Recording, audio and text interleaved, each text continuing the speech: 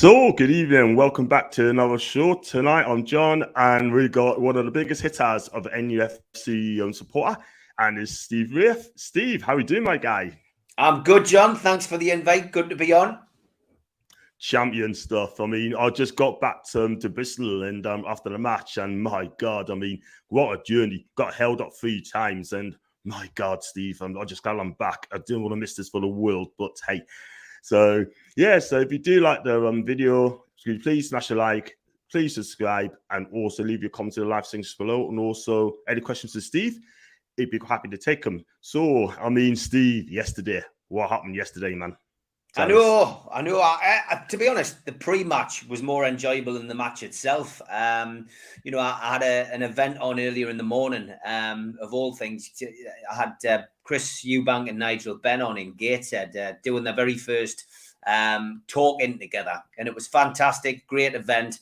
I had to then rush over to Newcastle, and I'd volunteered yesterday to go and help at the food bank with Steve Hasty and the girls and boys across there. It was fantastic. Great to be up there. Got up there about 10 to 2. John from QTech dropped us off. And we basically just stood and spoke to fans. And I was just amazed at how many Newcastle United fans were at the ground at 10 to 2. I mean, 2.5 hours plus before kickoff. And the outside of 9 Bar was chock-a-block. The walkway up to where the Milburn stand was heaving. People were just there and they wanted to soak in the atmosphere. They wanted to absorb every single drop of it. They wanted to show their kids and their grandkids, this is what it used to be like. This is what it was like under Keegan. This is what it was like under Sir John Hall. This is what you've got to get used to. And I think that was the most special thing about yesterday. And a lot of people came up to us at the food bank. They wanted to come up and, thank us for various things, just thank us for keeping them going through lockdown on our channel. Just like you, John, giving up your time free of charge to basically entertain people at home. And, it was just lovely to see so many people. Some people I knew, other people I'd never met before.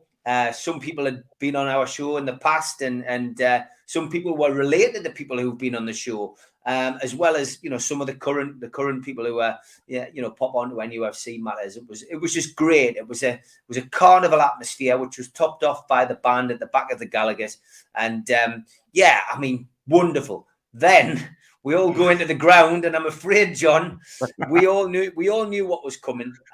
Tottenham coming into town. It's never usually a fixture where we get many points from, and that fantastic start. I mean, it was great to see the chairman being applauded as he took his place in the crowd. Great to see Amanda and Mirdad getting welcomed in.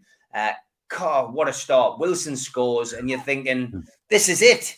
We're going to win the league. But then we're back down to earth with a bump, with a bit of Brucey ball. And unfortunately, we are still looking for our first win of the season, mate. Yeah, I mean, where's that win going to come from? I just don't know. I was so excited yesterday. I mean, I was so buzzed. Absolutely wonderful, Steve. I mean, it's just like playing the music as well was playing as well, and I couldn't get through the people. It's just like being at Wembley sort of thing for the day out sort of thing. The fans was fantastic. And the people I met were absolutely wonderful. Like Paul, Petey Proudlock, Steve Hasty. Oh, absolutely amazing. And yeah, brilliant stuff. I got Leo on the chat as well. If I don't read all the comments, it's going to be a busy one tonight. So please excuse us here. I got Lee as well. Do you think Steven Gerrard will spark a revolution just like Kevin did back in the 90s if he's appointed? It's a good question. We've been linked with everybody. I mean, the latest one doing the rounds today is Zinedine Zidane. People saying that he's been approached and then, he's knocked Newcastle back. Steven Gerrard was interesting, I felt, when we saw his interview on Friday for the Rangers press conference. He didn't say he wouldn't take the job. He was very non-committal, said he had a job to do in Rangers. He said all the stereotypical thing that you would expect a manager to say. But I think if I was going to go for one of the young up-and-coming managers and you had to pick between Lampard and Gerrard, then I would go for Gerrard. However, Having listened to Supermac yesterday and our pre-match and after-match talking at the Dog and Parrot, I've got to be more inclined to say he's probably right in the sense that Lampard went to Chelsea when Chelsea were under a transfer embargo, and he made some shrewd investments. He brought in a lot of talented youngsters and formed a pretty, formidable side at Chelsea. And he did a lot of the groundwork which Tuchel's now benefiting from. And, I've probably swayed a little bit more with Lampard over the last 24 hours. I think if you're looking at experienced managers, the names such as Mourinho and Conte would be top of my list, but, along with Rafa. But I think that we've got, little or no chance of getting either of those three. Rafa's just gone to Everton. He won't break his contract. I feel that Conte would come, but he would need a lot more money than I feel we would be willing to spend in the initial first 2 or 3 transfer windows. And I think Mourinho would love to come because of his connection with Sir Bobby. He said so many a time. I think there would be a natural fit with Mourinho and Newcastle, and I think he would get it, and I think he would give it a good go. But again, wages for him and money to be spent. There's a game plan with this new consortium. They've made it quite clear. Rome isn't going to be built in a day. It never was, and it never will be. And you look at it and you think, ultimately, these people are going to have to put so much into the infrastructure, so much into the stadium, so much into potentially a new training ground, and so much into the team. And it's going to be a gradual building job. So that starts really with staying up. And with the manager situation, they need, first and foremost, to sack Steve Bruce as quickly as possible and bring in a manager either short-term who can keep us up this season, or they need to get through that list pretty quickly and work out who they can tempt to come to St James's Park. But it shouldn't be too much of a job to tempt anybody with the promise of money to spend in transfer windows, John. Yeah, I totally agree, Steve, 100% there. I mean, for me, I would have gone go and get him very quickly. In my opinion, I would have gone for Gerrard, Lampard. But what I would have gone for, a lot of people haven't mentioned this name, and that's Fonseca. And Paulo Fonseca for Roma. He used to be at Roma, but he got sacked. But he plays exciting attacking football. He plays 3 at the back, 3-4-3, right? And plays the right position. It's exciting. I thought he was unlucky at Roma, but he didn't win the big games in Serie A, which I watch a lot. But if it's Fonseca, I'd take him all day long because he will excite the fans, and I have no problems with taking him on the tour. Have you heard of Fonseca? Yeah, I mean, look, he's another exciting coach. I think the most important thing when you look at appointing anybody as Newcastle United manager is that he's a good fit for the club and he understands what this club is about and he understands what the expectations are, not only of the fans but the new owners. But he has to come in with a feel for the area. And if you look back in history, the most successful managers in our time in recent years, let's go back to the 60s, have been Joe Harvey. Of course, he captained Newcastle to cup final glory in the 50s, and then subsequently became manager and led us to our last domestic, our last European trophy, only European trophy, the Fairs Cup in '69. After that, you're looking, a little bit further on. You're looking at probably Arthur Cox, only here a short period of time, but again, got the club, understand what people wanted, understood what people needed, got Kevin Keegan here as a player, got us promoted, but then due to the naivety of the board, wasn't given an opportunity to stay, wasn't offered a long enough contract, and subsequently walked.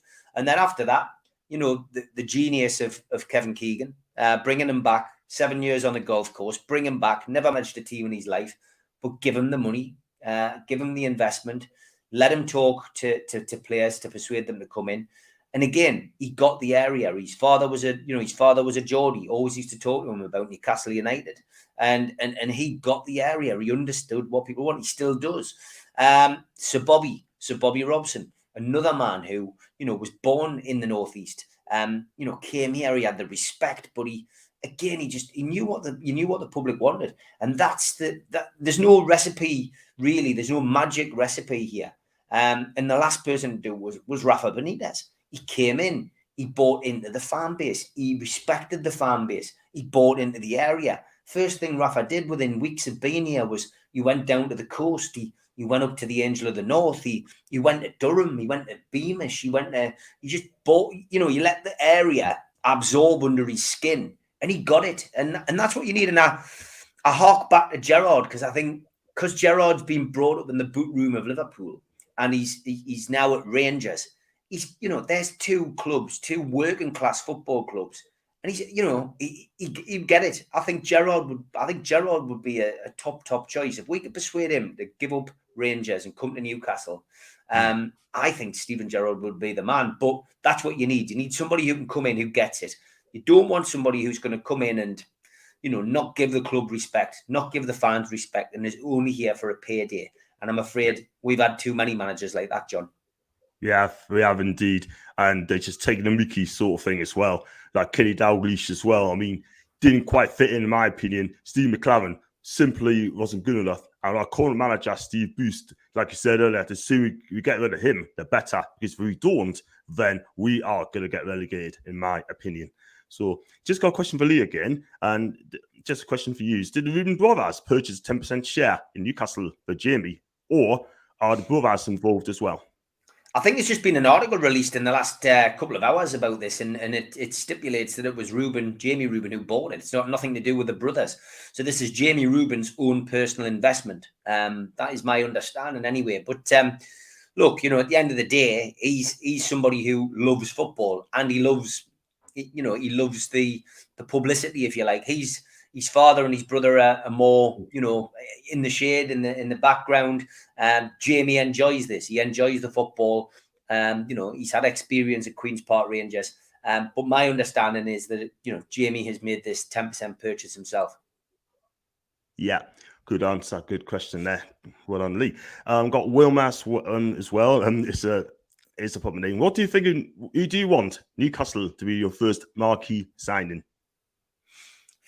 It's got to be a realistic answer to that question, really, because I don't believe for 1 minute some of the stories that have been circulating over the weekend that this new consortium will only pay, only give, the manager 50 million to spend.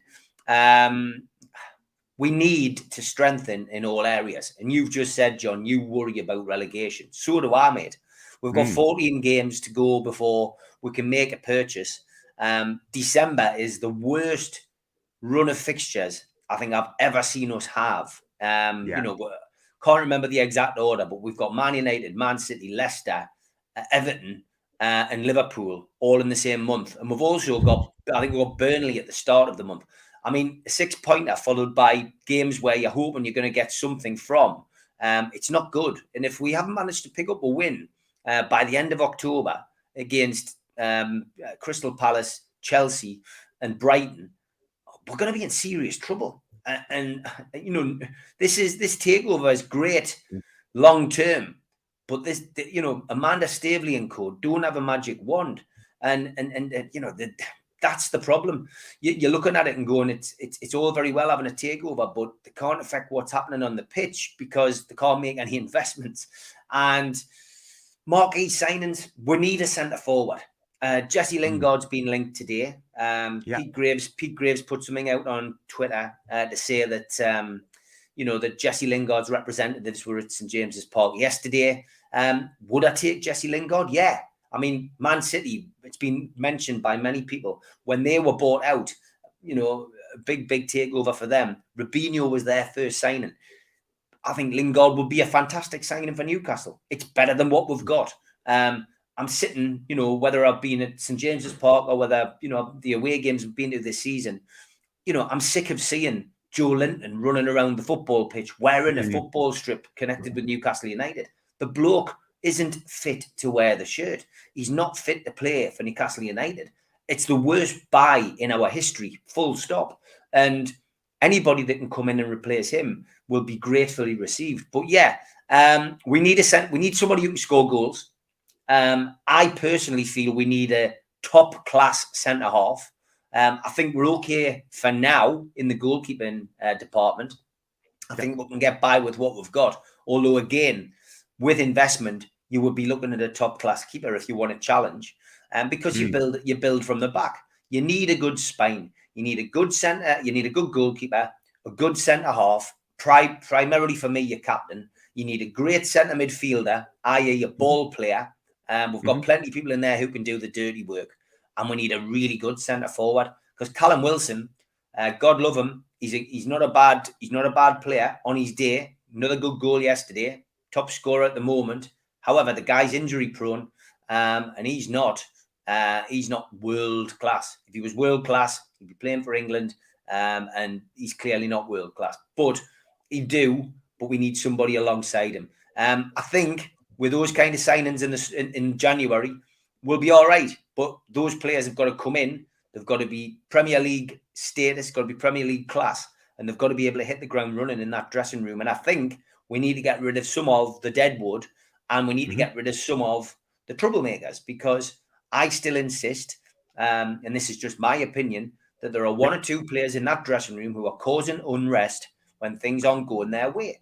And I still insist that Newcastle are a far better team when John Joe Shelby is nowhere near it. And once again, he's proved yesterday that he's a complete liability. He's been injured. He's getting paid by Newcastle United Football Club to play football, and he's come back from injury. And once again, John, 2 yellow cards, and he's off again. Now he's suspended. I mean, it just beggars belief. But yeah, marquee signings, Lingard would be great, but I think we need a few more. And it's just nice to know that we're actually looking at signings now, and not the way it was under Mike Ashley, which is leaving it until the last minute and hoping we could get a couple of loan deals. Yeah. Well said. That can't happen. That can't happen again. We've got to get in there early. You've got to be aggressive in January. We have got to get them in. Identify targets quickly and get them in there. For me, I would have gone for Tarkowski as well from Burnley. He's a decent defender from Burnley. I'd definitely go for Lingard. I'd definitely go for, this is going to be happening in the summer. If it's my way, right, I would have gone for 2 players in the town in football. In my opinion, right, Frank Kessie in the midfield. He is strong in the midfield. Complete midfield in my eyes for Milan. And I'll go for Jovan Korvialovic from Fiorentina. He is an absolutely brilliant player, sort of thing, yeah? But we're not going to get him until the summer. But you're right. We definitely need, and the defence needs sorting out as well, Steve, because our defence, man, is absolutely ridiculous. Is it 19 goals this season we see, or is it 20? 19 yeah, 20 I mean, goals. it's a ridiculous amount of goals for a Premier League team. It's saying you concede goals and you don't score them, you go down. And at the moment, you're looking around saying, is the 3 teams worse than Newcastle? Well, of course there's not. Newcastle's in the bottom, in the bottom 3, and at the moment don't look like they're going to get out of it. Norwich and Watford are the teams around here, and Watford couldn't beat them. It's not good. It's not looking good. I've just seen Brandon's comment on YouTube there, and he says I'm a bit harsh on Joe Linton, but you know what? I agree. Joe Linton did what Joe Linton does. He ran around and he did graft yesterday, but he's not a Premier League player. He's not a Championship player. He struggled when in the FA Cup a couple of seasons ago, we were playing lower league opposition, and he struggled. I think we went through at least 1.5 games before he managed to notch against a third, like a second division team, a team like Sunderland's level. And I get where you're coming from. Joe Linton put some graft in yesterday, but that's what he gets paid for. He cares more about his hair and the way that he looks than he does about Newcastle United. He doesn't give a monkeys. You've got Matt Ritchie getting played out of position. He grafts, and grafts. But, his legs are going. He's not the same player he was that were bought. He's been asked to do a crazy job at the moment. I just wish would sack Bruce, even if it means Graham Jones has got to sit in that dugout for a month. He might not want to do it, but if he did, get him in that dugout for a month, and I guarantee there'd be a reaction from the players, but I also guarantee would be playing players in the right positions, but would also probably see some players who aren't getting the game, and the likes of Dwight Gale and Ryan Fraser, who both got a bit of pace and who can both put the ball in the back of the net, can't get anywhere near the team. Yet we're playing pedestrian, slower players, and we're playing them out of position. It just doesn't make sense. And look at yesterday, man. He takes Callum Wilson off. We're chasing the game, and he doesn't put a centre forward on. Honestly, it beggars belief. Beggars belief, John. Beggars belief. Madness. Absolutely madness. That should be the sack just there. And I hope Manda and Yassim as well watch that and thinking, what the hell is this guy doing? And I'll tell you something now, get him out before he makes any mess again. I've got Carl as well. Do you think Steve Bruce has to be treated badly by the fan base, like the media are trying to suggest just week after week? Carl, my answer to that is he's just let down for himself, mate. You don't have a go at journalists. You don't get stressed over them, right?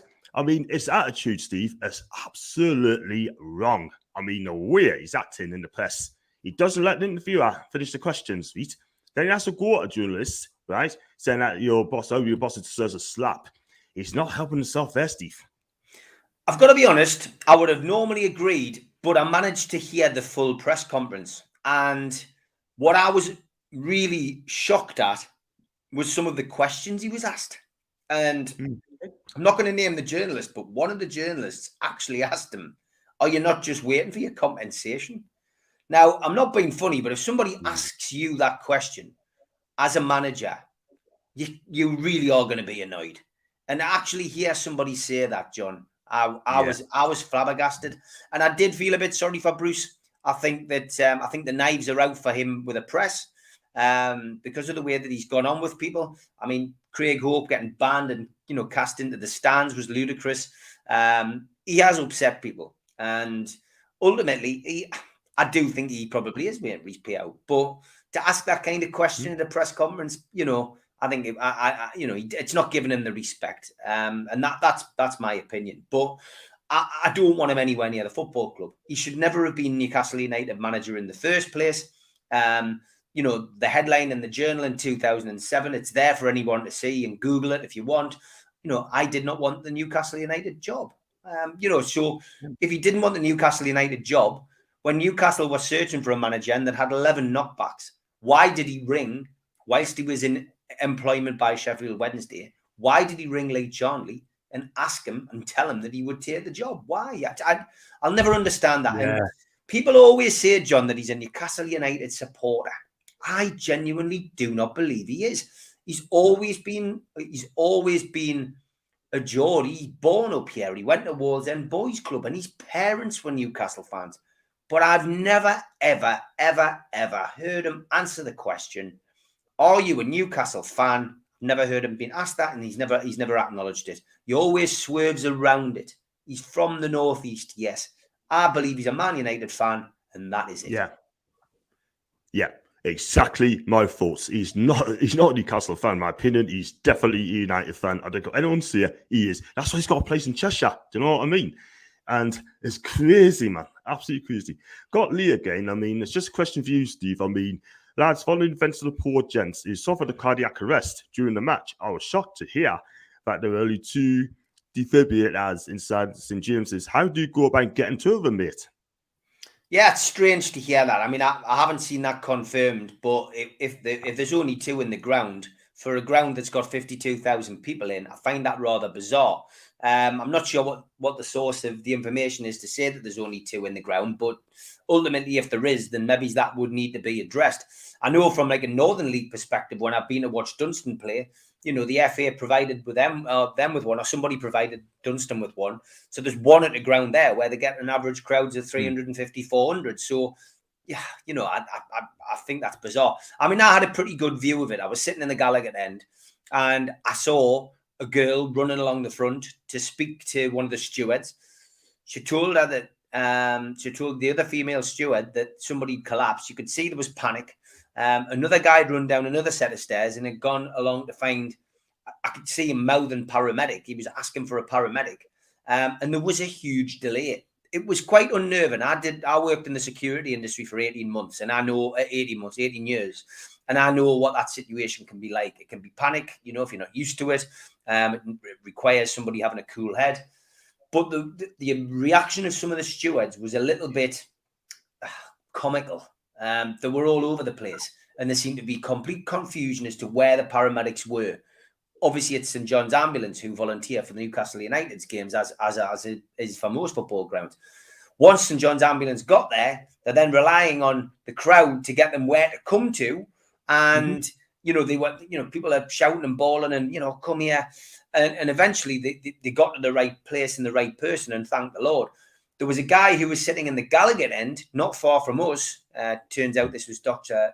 Pritchard, who then made himself known, and he got across to the situation.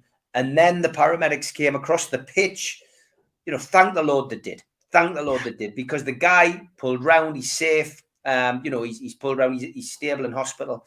But yeah, I mean, look, the club have got new owners. I'm sure they will learn a lot from that. There will be an inquest. There will be a look into what could have been done better, and what are they lacking in certain areas. And I'm sure that's something that will be addressed ASAP. But look, the one thing the club do have, like every club does, is they'll have regular checks. And I'm sure that'll be addressed first thing this morning as to, what could have been done better, Yeah, I totally agree. I mean, let's hope they can be organised next time, because it could have been a lot worse. Could have been fatal as well. And yeah, I'm just glad it's okay. And big up to Dr. Pritchard and everything this life. Also for Spurs Rebellion as well, for letting them know as well. So well done to him.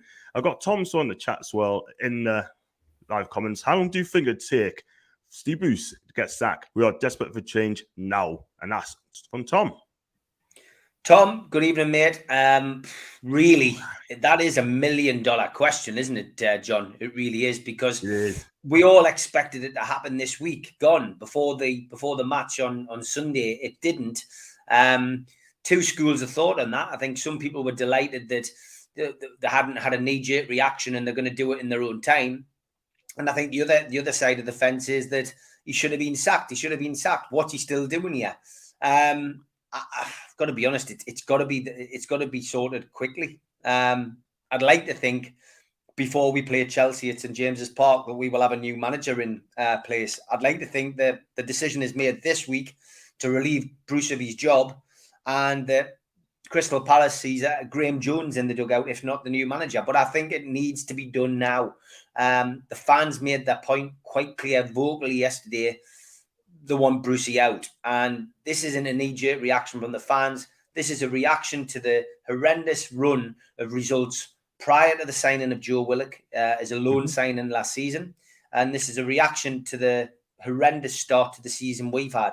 And it's not time to start pointing at runs that other managers have had, i.e. Rafa. That's gone now. It's a time to point to Steve Bruce and say, this is you. This is your mess. You've had a full pre-season. And this is awful. So yeah, I would get rid of him, and I would get rid of him now. But they need to do it quickly, John. They have to, otherwise we're just going to be further behind, sort of thing. But I get a lot of people coming up to us and say, we got to trust these people. They've just got in the club. They got to put their foot on the table. Yeah, but we've got to back them. But I'm getting people now saying to us, Steve, that they got no patience. They've got to do it ASAP. And I have to agree with you, man. Yeah, I mean, again, people are right what they say in the sense that, this is a new ownership and, we have to give them time to get their feet under the table. But they have now seen, ultimately, everything that we know we've been watching for weeks on end now, months on end, that Steve Bruce can't manage Newcastle United. I think another pointer yesterday, when the man had the heart attack in the stand, you're looking across to the players who got taken over to the dugout. And instead of speaking to his players, instead of cajoling his players, and this isn't the only time I've seen this, he had his back to the players. And he's looking across the pitch to see what's going on. Fair enough. He's not going to be able to see a great deal from there. But as somebody who managed at a very low level in the lower leagues, in non-league, I know what it's like when a game gets stopped, somebody breaks the leg, say, on the opposition. You get the players in, you're talking to them. You're trying to keep their mind on something. You're keeping them warmed up. Whatever you're managing. You're managing the players. That's you. That's your chance to speak to the players. There might have been somebody who's not putting in that extra 50%. You might want to pull them. Your goalkeeper might have pulled off a good save. So you go to your goalkeeper and go, that was a great save there. I want more of that. Your centre forward might have just missed an opportunity before that guy's broken his leg. So you go to your centre forward and say, next one. You'll get the next one. It's all about man management. It's all about being a manager. And ultimately, that is what Steve Bruce is failing to do week in, week out.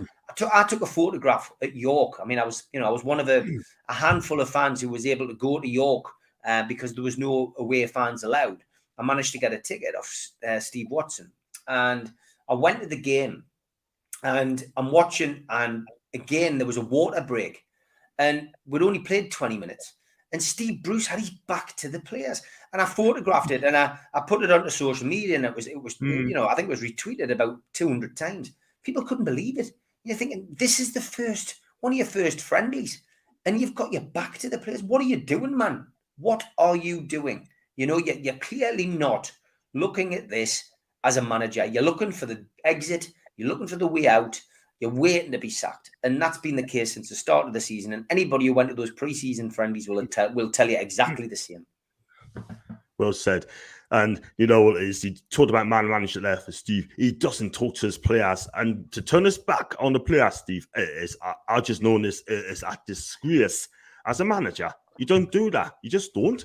And I noticed yesterday as well, the players just, I mean, Sam Allardyce come out and said that they're not playing for Steve Bruce because they know he's a dead man walking. Yeah, that's what he said on TalkSport this morning. But I have to say, I can see where he's coming from. Do you know what I mean? I would agree with Fat Sam, and I wouldn't normally agree with him at all because the guy is a nightmare as a manager, a nightmare as a person, and you know, I wouldn't have him anywhere near our club anymore. But I mean, he's, you know, I hate to say it, but I probably agree with him. Bruce is a dead man walking. He is somebody who, at this moment in time, you know, clearly doesn't give a monkeys, and the players can see that, and they're the ones working with him on a day-to-day basis on the training ground, and they can see how bad he is, I guess. And, you know, if the rumours are true that he's not there a great deal, I mean, you know, God knows what the new owners must have thought when they turned in, you know, to their first day at work, first day owning a football club, to find out that Steve Bruce was having 3 days off at his home. I mean, you know, people scratch their heads, and the much reported holiday trip as well in the, you know, where he's off sunning himself, and Newcastle are sitting in, you know, in the relegation position. You're just thinking, what is this guy on? You know, and why on earth are we still entertaining him? I really don't know. I really don't know. But I'm sure that Amanda and the new board will get this right, you know, in time. Let's just hope it is, you know, it is sooner rather than later for all of our sanity. Yeah, totally agree, Steve. Totally agree. I've got 109 people watching live. Please smash the likes up. Do subscribe, and also do follow Steve Wraith on his Twitter account. He's biggest podcaster on NUFC Matters. If you haven't watched it, check him out as well. Fantastic channel. So I've got Claire again. Hi, Claire. Hope you're okay. And she's one of our regulars on here. She's an amazing lass. And Mark, giving to you. What about Unai Emery? I wouldn't be too keen on him. I've got to be perfectly honest. If we're going to talk Arsenal connections, I would have loved to have had Arsene Wenger, despite him having a few years out of the professional game. I still think Arsene Wenger could come in and do a job at Newcastle. I mean, the one thing that he did at Arsenal was he worked on a budget. You know, and if Newcastle United are going to be shrewd with their cash in the first couple of transfer windows, as some journalists seem to think, then he might be the man to do it. But I just couldn't see Emery. I couldn't see him being a good fit with Newcastle United. I'm looking at it and thinking, you know, I'll probably go more towards your feelings of a foreign coach than Emery. I've got to be perfectly honest. But he wouldn't. I don't think he would fit Newcastle, and he just doesn't seem to be. He just doesn't seem to be somebody who would stay around too long either. I mean, Roy Hodgson got suggested on our podcast on Friday, and again, I know there's a lot of groans when people say Roy Hodgson, but you know, the guy's just, you know, come off the back of a pretty successful job at Crystal Palace. You know, he kept them in the Premier League, and you know, he got results, and you know, the likes of Wilfred Zaha didn't want to leave when you know, Roy Hodgson was there, so he clearly had the respect of some fairly big players there, and he did really well, and they played some decent football and got some good results. But I know he's not a popular choice. Would that be a good shout short term if you've got a longer term plan, if you've got somebody else in your sights, but you know you can't get him until next season? Do you bring a Roy Hodgson in, or do you bring a Harry Redknapp in? It's another name that's been suggested on a short term basis. You know, it's got to be the right person, and it comes back down to the fact that it's got to be somebody who's going to be, you know, able to come in and turn things around quickly. And you know, we all know that there's some relegation specialists out there. One of them's just gone to Watford, Claudio Ranieri. Sam Allardyce, despite, you know, my feelings on him, he's got a history and reputation of going into clubs and turning things around, and keeping teams up. Nigel Pearson, another one who's managed Newcastle, albeit briefly. again, is somebody who can go in and get results pretty quickly. But you need somebody who can come in and do that. And, if you get somebody to come in, I've just seen Active Aaron saying Harry and Hoddle. That's the second time I've heard Hoddle's name mentioned by a Newcastle fan. Yeah. Again, yeah, I mean, it's just got to be the right person. It's got to be the right combination. I do feel that, there was probably 52,000 people, though, who sat in the stand yesterday who could have probably picked and motivated the team better than Steve Bruce. And I think that's why we all feel he's got to go. I feel, you probably feel the same, John. You could have picked a team out of our squad, at least on paper, and put it down, and it would have performed better than the team we've got, because Bruce insists on putting square pegs in round holes, and that's why he's in this predicament. And again, it just seems as if it's deliberate, from my perspective, just to get sacked. I just genuinely, I can't see any other reason for him doing what he's doing. Like I say, I'll go back to it, but taking Callum Wilson off and not putting a centre forward on when you're getting beat 3-1 is absolutely ludicrous. If he did it for a top 4, top 6 club, he did that. Take on a striker and bring on a midfielder, then I'm sorry, he's not getting out of town. Let me tell you, I know I shouldn't be laughing, Steve. I shouldn't be laughing, but you're right. I mean, he's asking for the sack, and I'll tell you what, that's why he's doing the full. We're not stupid. We know why, but so I got Paul, Denver, John. Evening to you, Paul, mate. So we go. I got Feep as well. Evening, John. You'll be okay. Yeah, I want to talk about also as well. I was going to talk about as well, but season as well. Do you think you're going to stay up this season, Steve? Do you think you're honestly going to stay up this season? Before the takeover, I would have said no. When I was standing at Wolves, soaking wet, watching Newcastle get beat again, I turned to Holly, who I was with, and her dad, and said, "We're going down. I can't see a way out of this. It's one of the worst teams I've seen for a long time." Do I think we're going to go down now? I'm still not confident, John. I'm looking at this now and going, the takeover's happening. I'm delighted. But like I said, there's no magic wand here. And, Amanda and Meerdad and the rest of the board have come in, but there is no magic wand. And we are in a dangerous, dangerous place at the moment. And they've got to get this decision right. They've got to sack Bruce, and they've got to bring in the right person who can keep us up. And that's the $1 million question. Who do they bring in? They don't want to bring somebody in who's not going to get the respect of the dressing room, and that's the key. So it depends who they bring in. If they bring in a really good manager, somebody who can get the best out of the players, I think we'll be okay with the investment that we're going to see in January.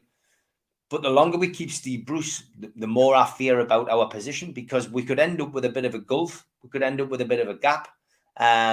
You lose the next 3 games, and if Bruce is still there, then we could be talking about a 6 to 9 point gap, and that's a hell of a lot to pull back. That's the problem. So I don't think anybody could give an answer at the moment, because we need to see who the manager's going to be in the next 3 games. I think if I came back on in a couple of months' time, I'd be able to give you more of an answer. Yeah, you got fair point, fair good point. Got Aaron Smith, Robbie Lewandowski, Ian come to Newcastle. No. You're not coming to Newcastle.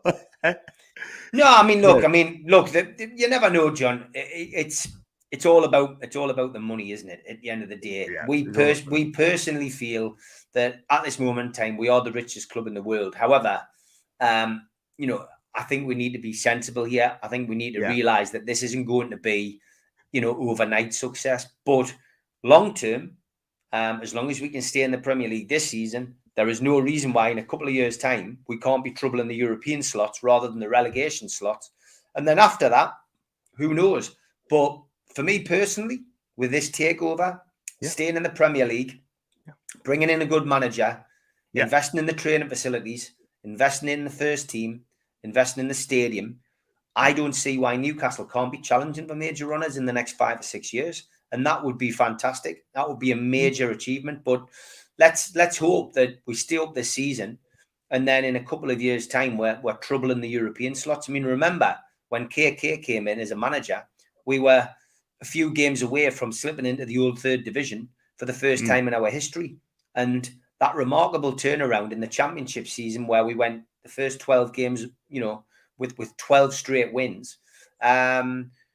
Kevin Keegan was then given some money to spend, and he's talking to people and he's telling them they're going to be playing for Europe, playing European football and playing for England in 12 months. And, John Beresford and the likes of the lads who I do me talkings with Newcastle legends are all going, you're cracking jokes, you're mad. But sure enough, 12 months later, Newcastle's in the Premier League. They're at the top of the table and they're qualifying for Europe. So it can be done. It can be done. It can happen overnight. But it needs that investment and it needs a bit of patience and you need the right manager. Yeah, absolutely right. Totally agree. I could have said it any better myself, to be fair.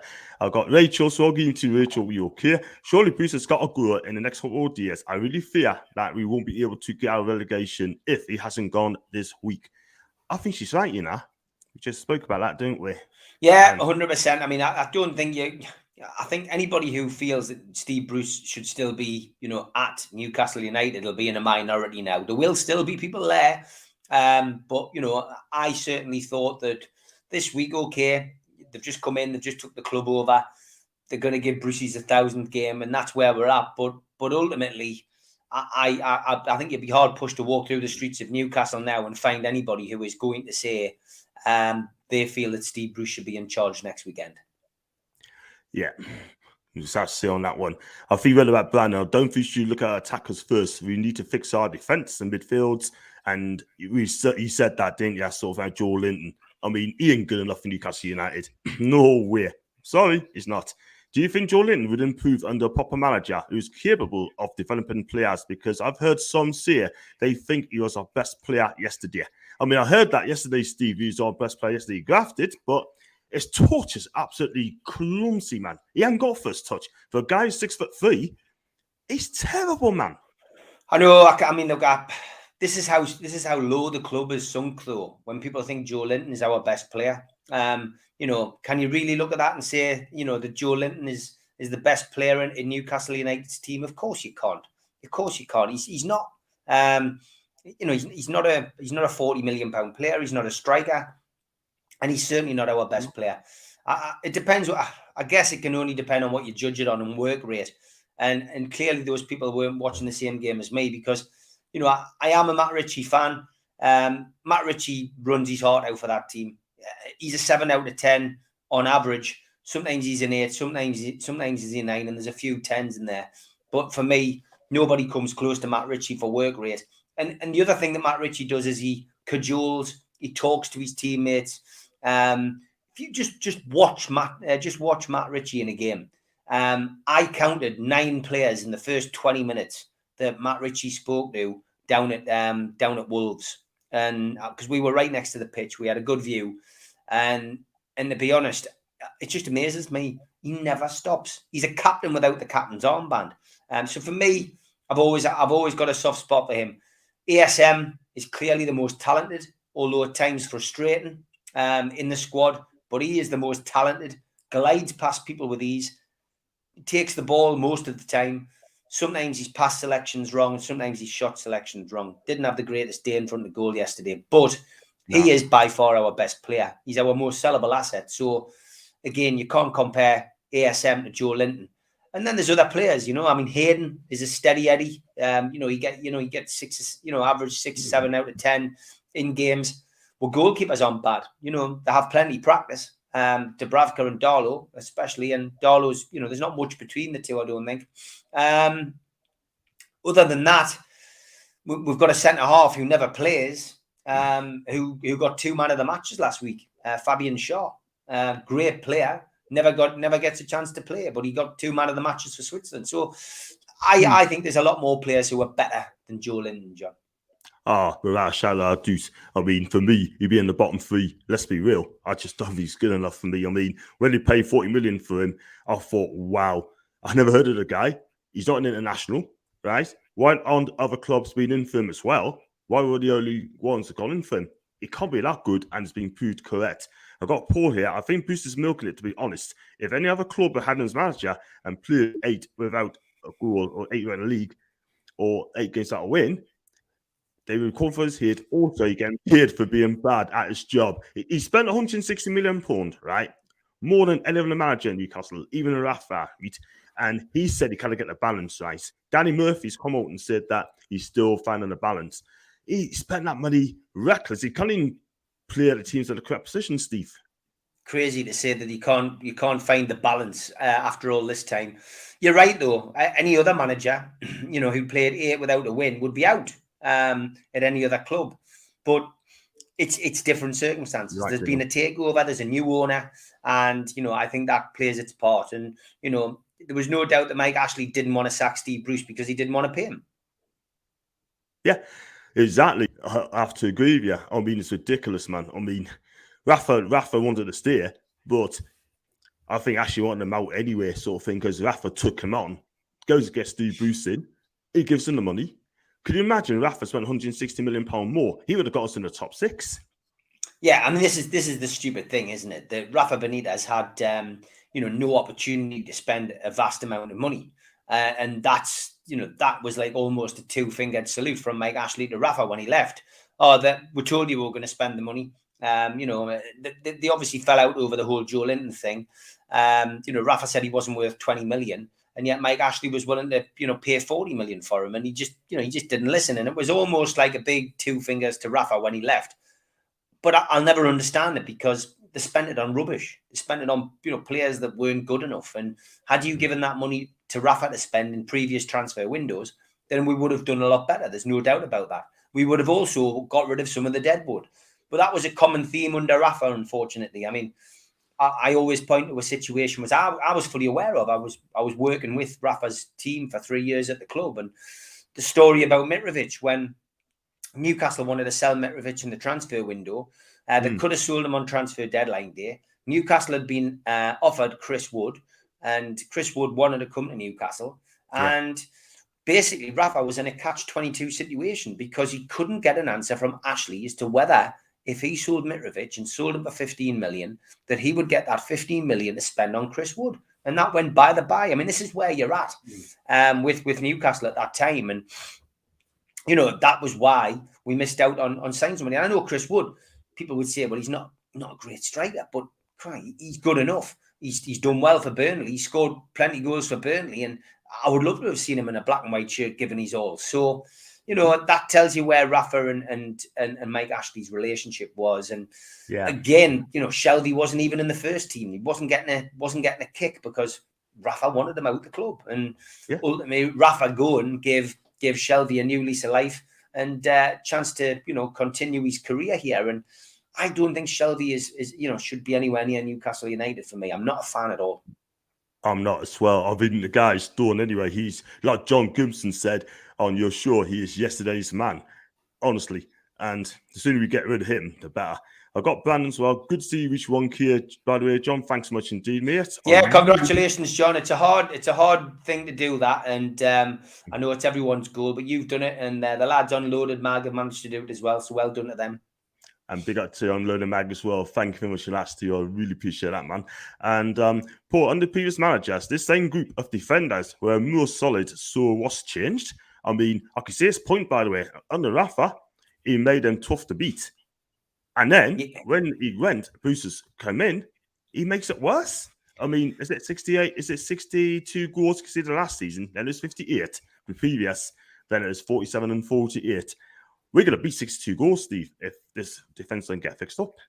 It's so surprising, isn't it, that somebody like Steve Bruce, who won, as he keeps reminding us, everything in the domestic game and European game as a player, as a defender, cannot get a team to defend. It's absolutely ludicrous. I think our attacking is better since Graham Jones came in, but our defence is awful. At times, it's just not drilled. It doesn't seem to have much of a clue.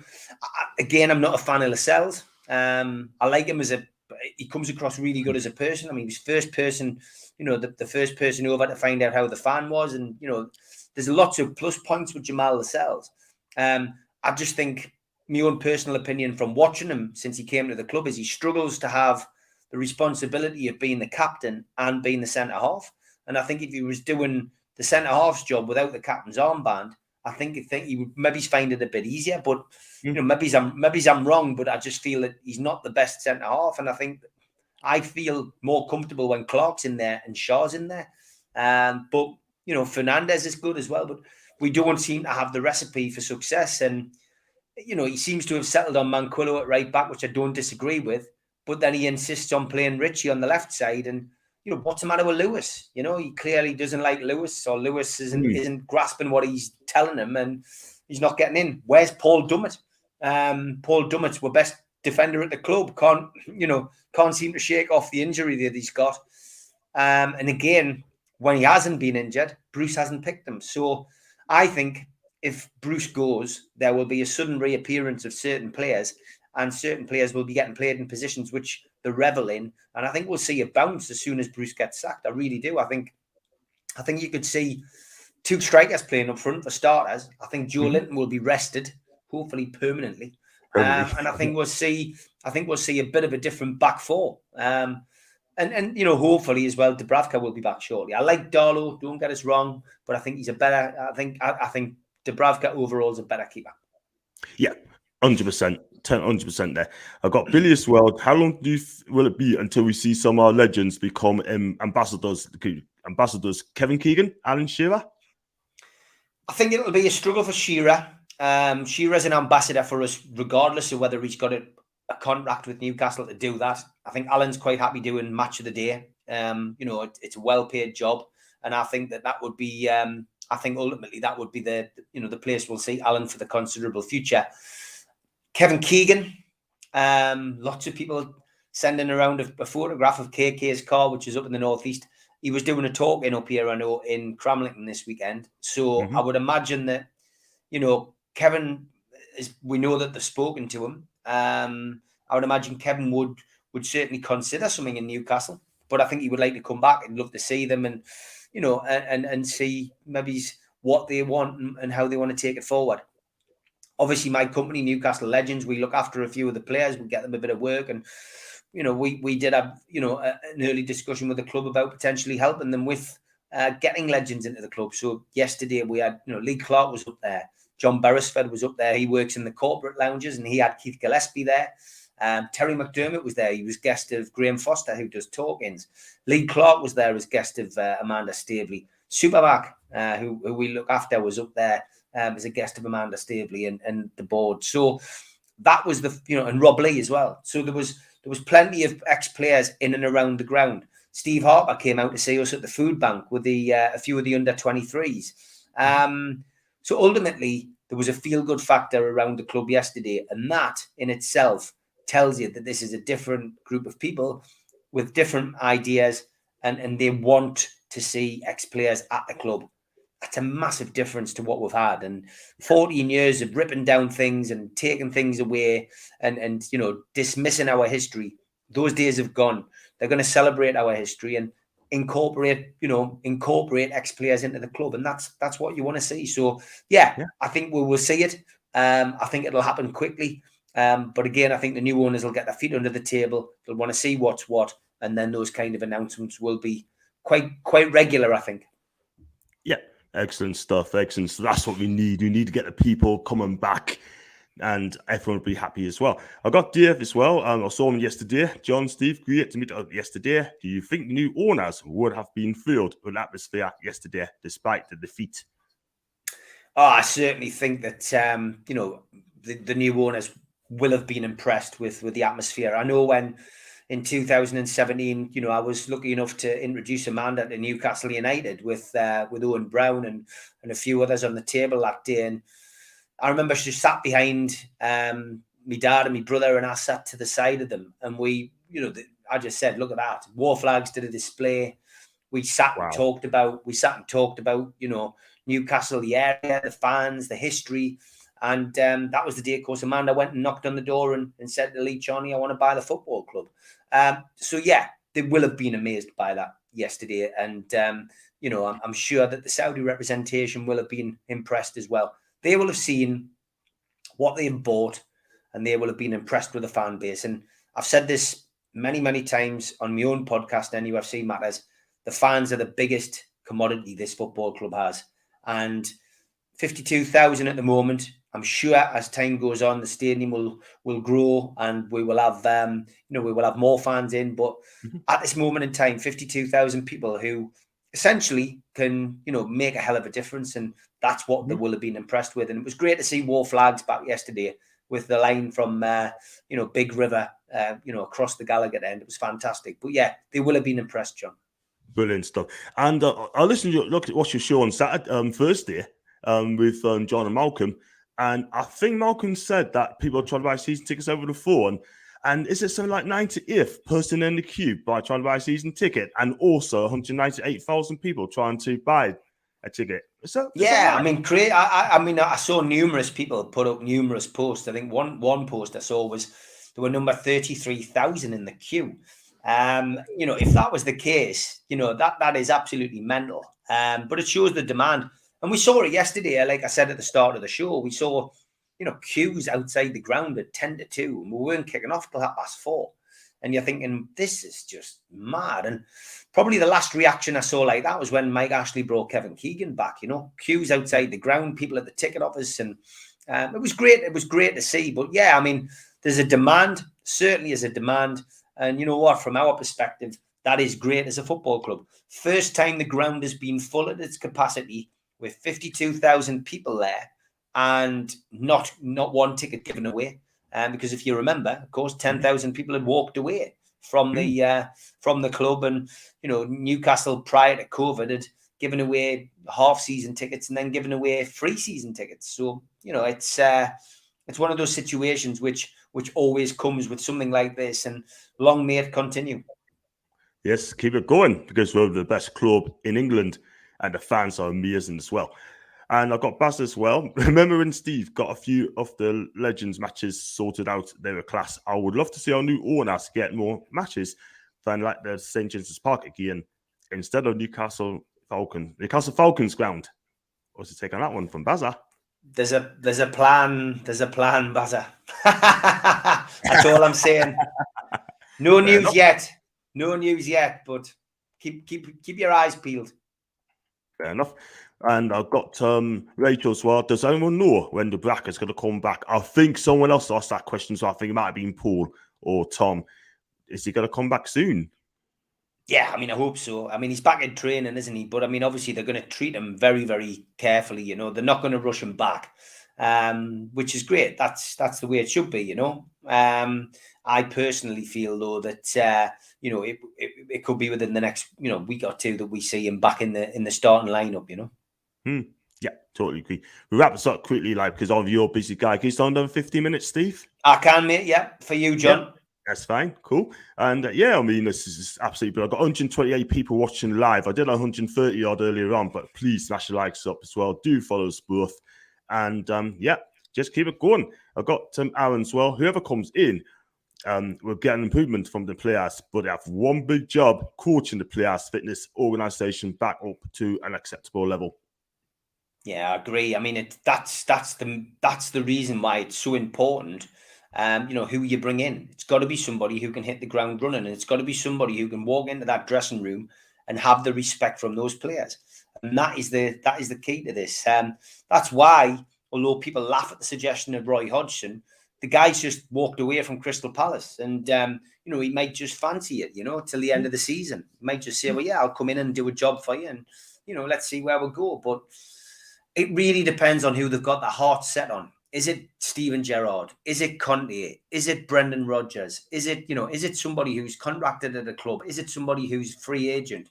It's a big question to ask, really, and that's what they've got to get right, really. But yeah, I mean, it's you come in, and then I think with football clubs now, I think players ultimately they don't manage themselves, but they will respond better if somebody comes in and they have that respect. They've got a different routine.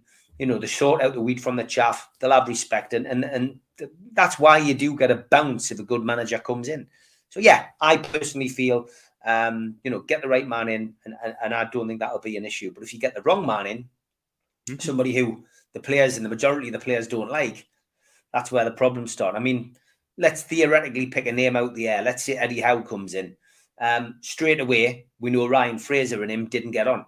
So that's not going to be a good sign. No. Did he get on with Callum Wilson? Presume he did. But, we don't know. those players have got history with Eddie Howe, and you'd be thinking, well, how's that going to affect the dynamics? There's loads of different ways of looking at it. Gerrard comes in; he's a young up-and-coming manager. He won everything, as a player. Top class for England. You would imagine that some of the players would really respect that, but then some of the players might not. They might have had a run-in with him on the pitch at some point during their career, and they've never forgiven him for it. Or Gerrard hasn't forgiven them. So then they find themselves out. Shelby might have been at Liverpool, I would imagine, when Gerrard was there. Did they get on? If they didn't, there's a problem. There's an issue in the dressing room. All these little things, all play that part. And that's what, as a fan, you don't really think of. I only think of these things because I've been involved in football for 20 years in the non-league. And I'm afraid to say that people say, well, that means nothing. But it does, because ultimately football is football and dressing rooms are dressing rooms, the same the world over.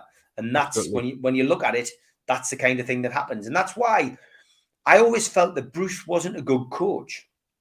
I always felt he was probably a good man manager. But clearly, looking at what we've seen in the last couple of years at Newcastle, he's neither.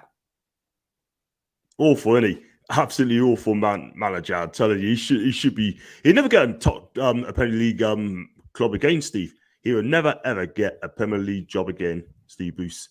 No, I mean, if he does, then you're clearly going to be desperate. I mean, look, in the Championship, he's a decent Championship manager. I dare say if Newcastle went down, he'd probably get back up. I think, and had the club stayed under Ashley's regime, and would gone down, I think he probably would have got the opportunity to get us back up, and he probably would have done it, and he probably would have won a few plaudits. But thankfully, we probably won't have to go through that scenario anyway. Yeah, totally agree. I've got Anthony as well, and a new manager of players play the correct positions will be the start of recovery to see us through until January. I don't. If it's someone else, yeah, definitely, because like I said, it could be like Gerrard, it could be Lampard, it could be Fonseca, it could be how we'll play the players in the correct position, Steve. Lampard's free, isn't he, at the moment? He's free. Lampard, like I said at the top of the show, he's probably your most obvious choice, but it's whether the consortium think he's experienced enough. Do you know what I mean? That's the big question. Lampard would come in with John Terry. John Terry's been linked with Newcastle a few times as a player. Is the scope for that? I think he's currently unemployed. So I don't know. Those two are good mates. They could work together. Terry's been in a number 2 role.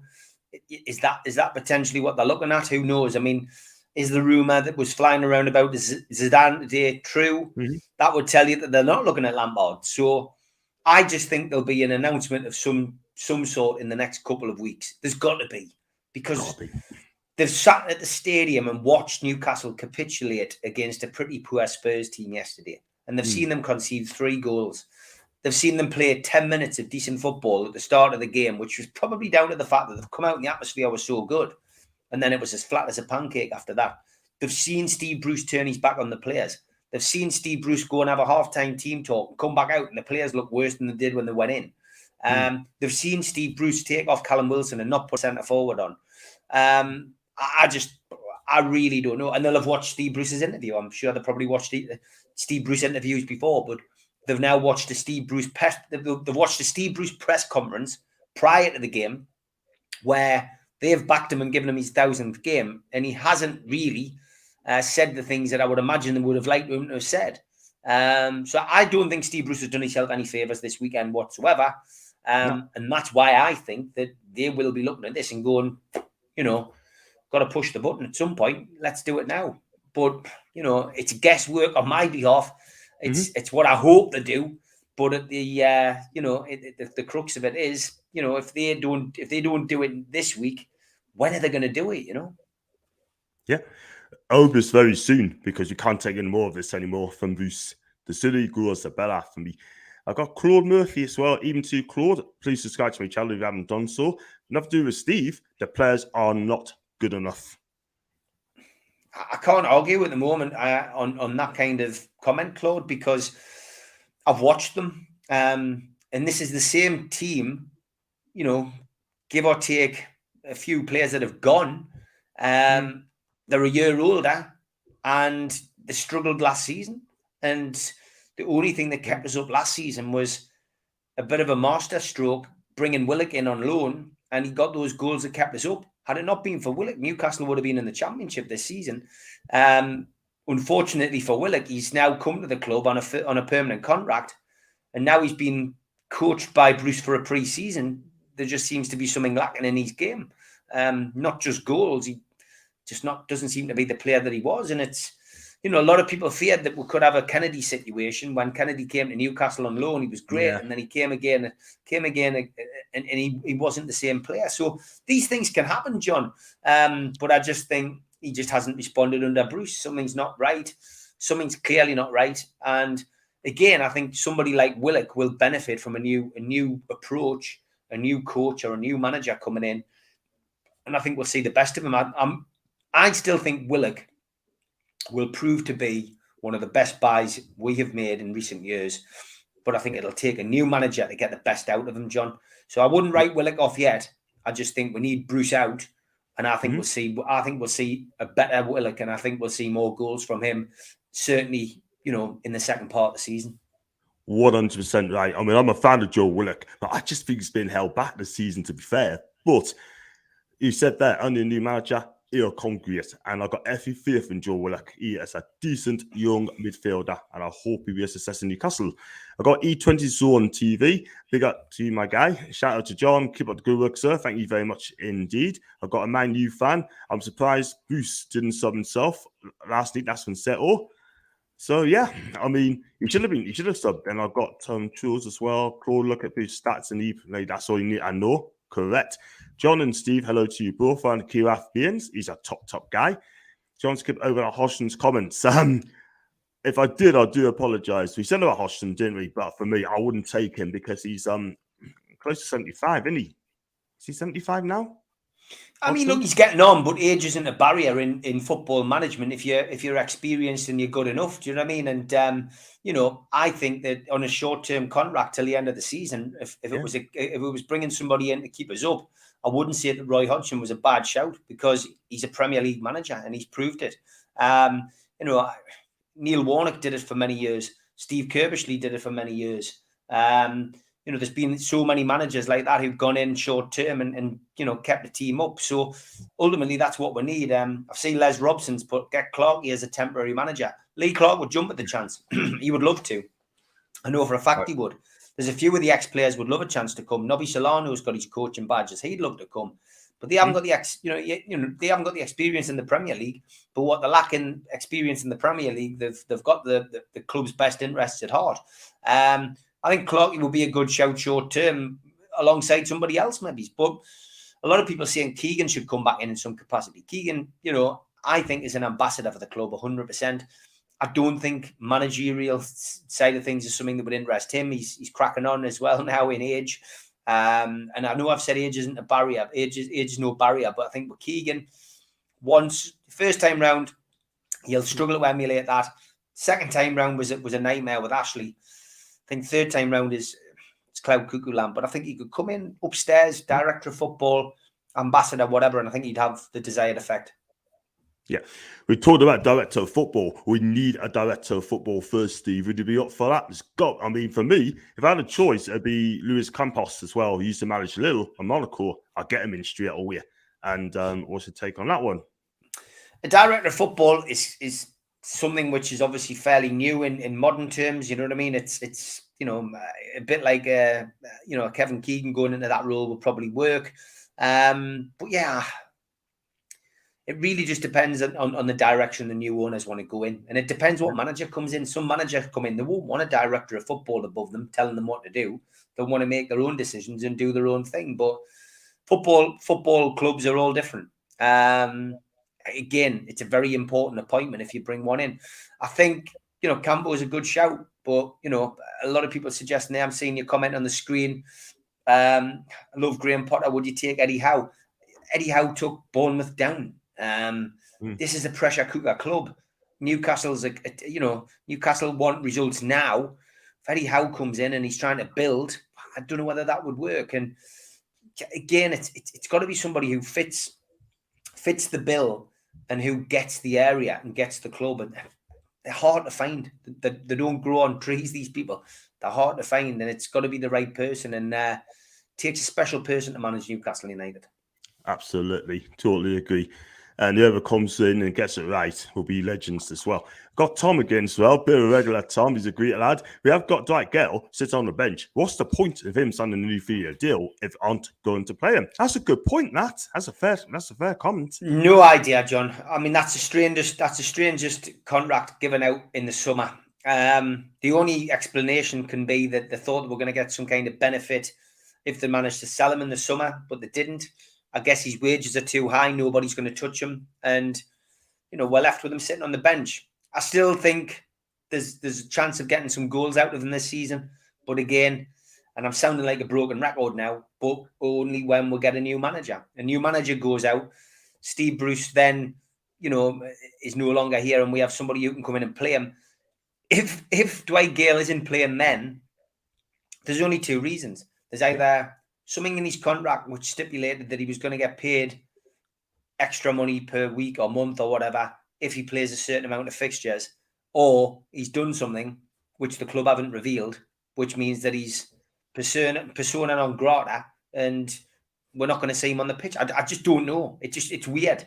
It's absolutely crazy. But he's on the bench. He makes the odd appearance. So none of it makes sense. It's got to be down to Bruce. And again, that doesn't make sense because Steve Bruce, for months on end, when Dwight Gale was injured, said, Dwight Gale is a player who I tried to sign. He's a great player and I've always wanted to play. So God knows what's happened there. It can only be personal. Yeah, it's got to be between him. Maybe just don't get along. I don't know. But I bet you should never sign that new contract sort of thing. But no, he'd be happy. He'd be over the moon. That's his pension now, isn't it? Yeah. If I was Dwight Gale and I was on a 3-year contract, getting that money a week, I think, okay, I'll take that money sort of and D and out. But me personally, I'd rather play it. But yeah, I mean, I don't know who decided to give him that, but it's a joke. And we've got Brandon again. We'll be lucky to get 10 points on the board by Jan, which will mean we need the second half of the season. 30 points will be more difficult. That's from Brandon. That's a tough one, isn't it? Brandon, honestly, December's an absolute. It's giving me nightmares now. I'm having cold sweats looking at that fixture list in December, and that's what I'm saying. If you take Malcolm MacDonald always used to say to me, you take it in, you break the season down into sections, and you break it down into sections 1 to 6, I think, of different games, and you're looking at it and going, wow, if you haven't got X amount of points by this point, then this is what you need from this, and then it just gets worse and worse. That December month it's a group of death month, and it's just like you're looking at it going, we could get 0 points. Now, if in the next 3 games, Palace, Chelsea, Brighton, we've got nothing out of those 3 games, and we're still looking for a first win in November, we are in serious trouble. And no amount of money being spent in January is going to guarantee we're staying up. And that is the big worry. We've got to find at least 4 points, I would say, out of the next 2 games to give us that cushion and that opportunity to be at least either out of the bottom 3 or in the bottom 3, but within touching distance of the 4th bottom team. That's where we need to be. We need to find a win in these next 3 games, and we need at least a draw. 2 wins be fantastic. But I think if we get anything less than 4 points in the next 3 games, going into November, wow, it's frightening, John. It really is frightening. I'm not scaremongering here. I just genuinely feel that Newcastle United are in dire straits at the minute. And I think everybody knows that. And ultimately getting shot of Bruce, it'll give us all a boost of supporters. But they've got to then bring the right person in. Yeah, you're absolutely right. We're in trouble anyway at the moment until big changes are made. And it's very worrying at the minute, Steve, because at the moment, that's down to Bruce. And if we get relegated by 2-5 points, that'll be down to Bruce as well, because he's the one who messed it up. And the guy's going to come in and try and keep us up.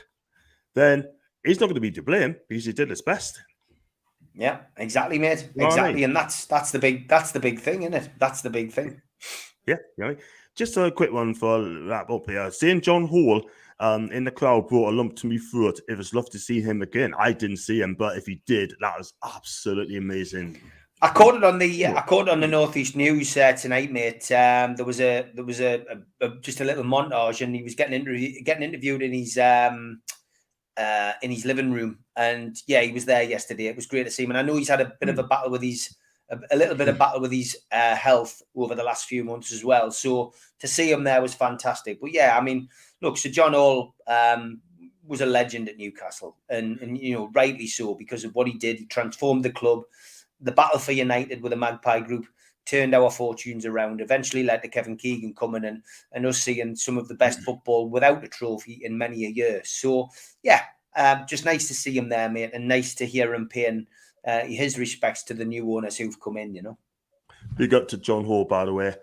He's done great things in Newcastle United, and I love him to pieces there. And we got to him. And Di Mathers as well. Even lads, do you think Aaron Ramsey will be a great signing in January? He's on 300 grand a week at Juve.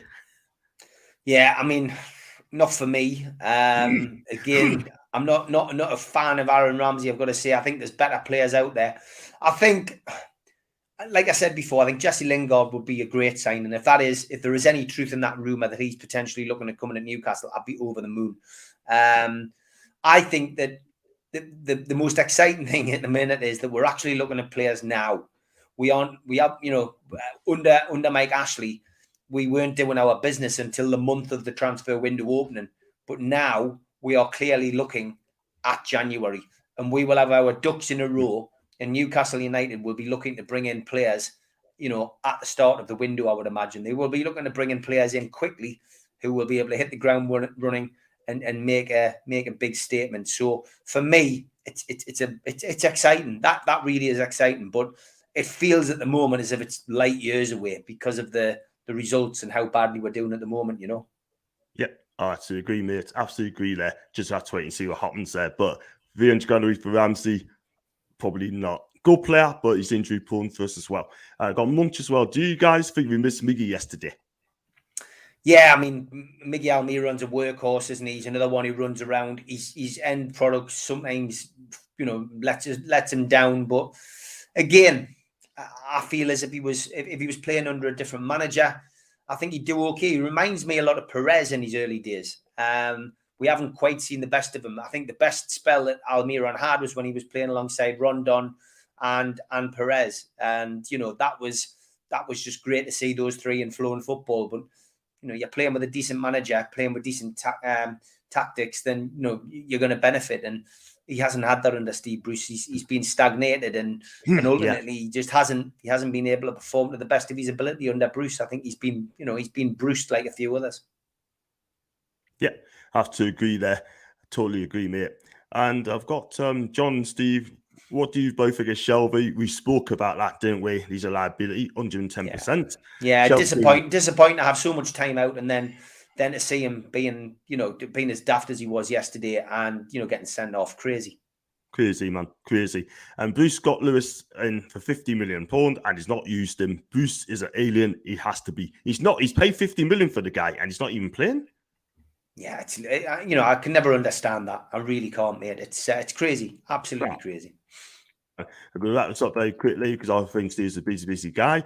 And Rafa spends actually minus 11 million. That's his. I think it worked out at something like £9 million a window that they give Rafa Benitez to spend. If you work it all out with the ins and outs, £9 million. I mean, it's ridiculous in this day and age. Yeah, I mean, I'll tell you what, though, you spend 52 million in the championship as well, which is. Well, he had to spend 52. He's got no choice to get them out of the championship. Yeah, it's one thing that Mike Ashley used to do. He used to spend money when they went down to get back up. You know what I mean? But parachute payments meant that he wasn't losing any money, John. No, I agree. And John B, soon to be January. Who would be your first player you go for? You said Lingard. Who would you sell first? Who would you sell? Who would you get rid of? Joe Linton's got to be one of them. Yeah, Joe Linton would obviously be one of me first out the door, I'm afraid. But although I really, really doubt that anybody would want to buy him. No, well, that's not Joe Linton, by the way. We might get 5 or 6 million for Joe Linton if we're lucky. But other than that, I've said, we need to strengthen through the spine of the team. Going out of the door. God, there is so many who you would probably say, well, he's surplus to requirements. Do you know what I mean? I mean, I don't think Lewis, has made it as well as he could. I would concentrate on the fullback area. The back four needs major surgery. I like Manquillo at the moment, but I'll be looking for better left backs and right backs and a better centre half. The team needs major surgery. Where midfield needs a creative midfield player, I'd get Shelby out the door. I'd try and get rid of Dwight Gale to bring in somebody else. And I'd get rid of Joe Linton. But there's so many. It's easier to say who you'd keep, really, I guess. Totally agree. Absolutely right. I got Smith said, by the way, so Les Director of Football QPR and does a wonderful job. They surely need to look at him, especially when Jamie links who work closely with him down there. Thoughts? Would you take Sir Les as Director of Football, Steve, or do you think it needs a bigger name? I don't think it's a big. I don't think it's a bad shout. But like I said at the start of the program, sentimentality, can't go hand in hand with football. You can't make sentimental decisions. You've got to make business decisions. You've got to make sensible decisions for the football club. I've got no doubt Celeste will be good at it, but they may have other ideas, and it depends what avenue they're going down. Are they going to go with somebody who is the manager of the football team and has complete control? Do they want to bring in a double act where somebody's sitting upstairs and somebody's in the dugout, and they're working together? They've got to get that recipe right. If they do, they need a better. They need better all the way through. They need a good scouting team. Just everything. Everything needs to be looked at. Yeah. And I've got a couple more to wrap up as well. How long is Sports Direct sign stays for, Steve? Is that to the end of the season, I believe? Well, that's interesting, isn't it? I mean, there's been no official confirmation on that, John. But ultimately, from our perspective, you're looking at the signs yesterday and going, well, it was just like a bit of a hangover, wasn't it? Seeing those signs still there. I think ultimately they will come down, but when do they come down? That is the big issue, I think they'll be down, and I think your prediction of the end of the season will be right. Yeah, let's hope it's sooner, Steve, because I want that signs gone and replaced with their own sponsorship. Listen, I'm going to wrap it up there. I'll do post. I can't really put all the comments, but I got about 50 to read, but I'm not going to have time to read them. But thanks very much for the comments there. And Steve, I've got to ask everyone a question. I'll ask you as well. Did you enjoy Columbia? Sure. I've thoroughly enjoyed it, mate, and we will reciprocate. We'll get you on ours. We'll get you on a Friday night one week, and we'll give you a bit of a plug on there. Don't forget as well, tonight, 7:30, we've got the fans forum with Chris and Pete. They'll be taking Newcastle United fans' calls on there. I know a lot of the people in the chat will be jumping straight over. But please make sure you subscribe to John. He does a cracking job. He's hit the 1K mark.